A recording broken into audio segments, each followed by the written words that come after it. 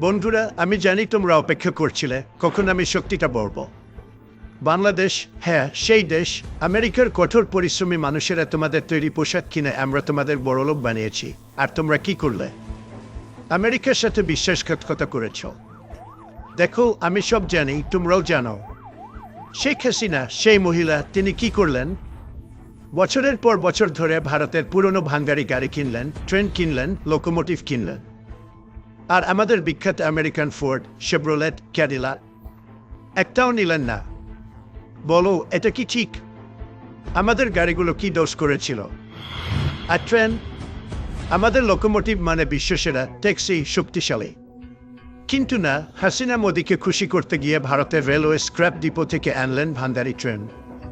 এটা কি বুদ্ধিমান লোকের কাজ? আমি বলছি, এটা ছিল ভারতীয় এজেন্ডা। হাসিনা ভারতের জন্য কাজ করতেন, বাংলাদেশের জন্য নয়।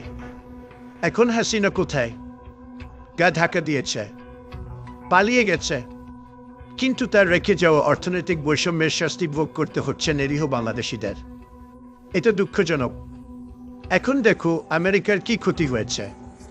আমরা হাজার হাজার কোটি ডলার দিয়েছি বাংলাদেশি পোশাক আমদানিতে, আর হাসিনা কি করেছে? বিনিময়ে ভারতীয় ভাঙ্গারি কিনেছে। আমি জানতে চাই, ভারত বাংলাদেশ থেকে কি কিনেছে? ভারত শুধু নিয়েছে, নিয়েছে, নিয়েছে। তাই আজ আমরা 37% শুল্ক বসিয়েছি। এটা ফেয়ার? এটা জাস্টিস? কারণ আমেরিকা আর বোকা নয়। আমরা চাই আমেরিকান ইন্টারেস্ট সবার আগে আসুক। America first. আর বাংলাদেশ যদি চায় আমরা তাদের পোশাক কিনতে থাকি, তাহলে তারা আমেরিকার তৈরি জিনিস কিনবে। ফোর্ড কিনবে, বোয়িং কিনবে, আমেরিকান ট্রেন কিনবে, F-35 কিনবে। বুঝতেই পারছো আমি কি বলতে চাই?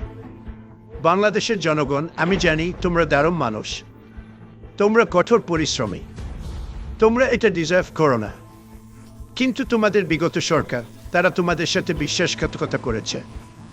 আমি বলছি, তোমরা এর প্রতিবাদ করো, তোমাদের অর্থনীতি বাঁচাও, হাসিনার রেখে যাওয়া ধ্বংসস্তূপ থেকে বের হয়ে আসো।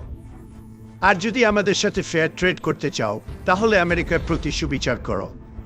নইলে এই শুল্ক থাকবে এবং আরও বাড়বে। আমি সবসময় সত্য বলি। আমি বাংলাদেশি জনগণের পাশে আছি, কিন্তু আমরা আর বোকা নই।